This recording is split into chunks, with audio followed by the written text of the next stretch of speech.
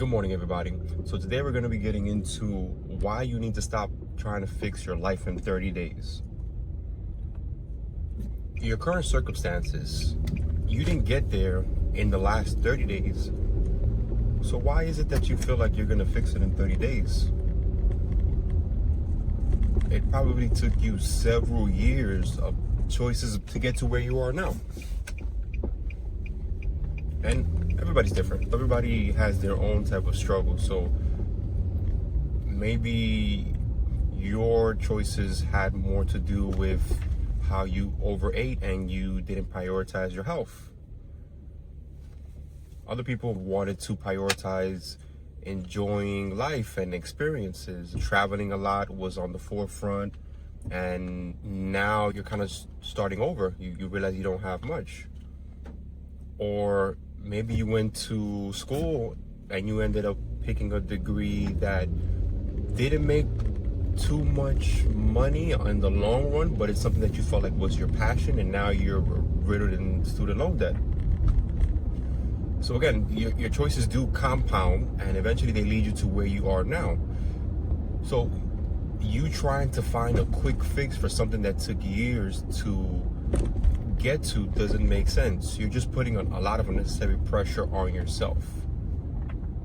First thing you want to start doing is make a plan towards how you're going to get out of your current circumstances. One is figuring out what you want to work on, and then two is coming up with the plan. So let's say, for example, one, I want to lose weight because I feel like I'm overweight. So then two would be, what systematic plan am I going to follow where I can check on once a week to make sure that I'm on target to lose the weight or to meet my goals. If you want to work on your financials, what is the plan on how I'm going to improve my finances? Maybe it's getting a better job. Maybe it's learning a new skill so that I can land a better job or open up a business. Maybe I'll get a second job. Maybe I'll start saving money or start investing more. But again, you have to start first with identifying what you're trying to work on, and then two, actually coming up with a plan that you can follow. The next thing, number three, would be automate the process. Humans are lazy. They don't want to do certain things that makes them uncomfortable. You trying to force yourself to repeat a new habit, a lot of times you're going to get resistance. But if you implement something in the background, you won't have to think about it. And again, I'm going back to the fitness and to the finances because those are like the easy examples. With fitness, what can you implement in the background where you don't have to even think about it? Maybe you want to start walking more steps.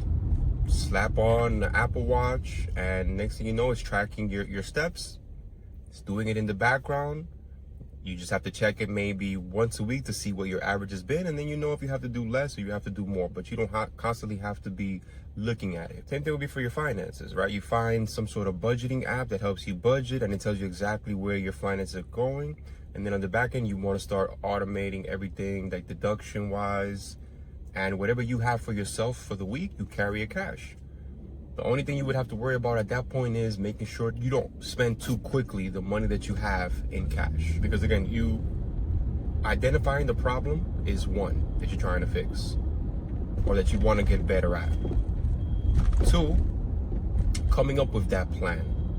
And then three, making a system that automates everything. It would be impossible not to hit the goal. And then four, you want to review your plan. Sometimes you may put in a plan in place and you may realize that you might need more effort or you might need to pivot somewhere. So the only way you're able to do that is by reevaluating your plan. I currently went to school for software development, and we have what's called agile development. So what it is that you're constantly iterating through the product or your goals. So you want to make sure that you're going through steps 1, 2, 3, and then 4. Every so often, you want to be reevaluating the plan and then revising steps 1, 2, and 3. And you may want to do that, for example, every month, every 3 months, every 6 months, maybe once a year, depending on what the goal is. You want to be constantly reevaluating it. One, to see if more effort is needed. And two, maybe the plan might need some readjusting, or maybe you might need different tools because the ones that you have are just not cutting it. So you might have to make some readjustments. But you want to give yourself the ample time to complete it, because again, 30 days, it's not realistic. You'll see a lot of videos on transform your life in the next week, the next 15 days, the next 30 days. That's not real for most people. You have to make something that's a habit and build it slowly by consistent, repeated effort. Let's say, for example, you brushing your teeth. You don't even think about brushing your teeth. You do that subconsciously. You just wake up and automatically go to brush your teeth. You've done it for so long throughout the years that it's already ingrained in you. And you don't really get that much resistance. Your toothbrush is usually in the bathroom. The toothpaste is usually right next to it. There's nothing really holding you back or causing friction from you doing that.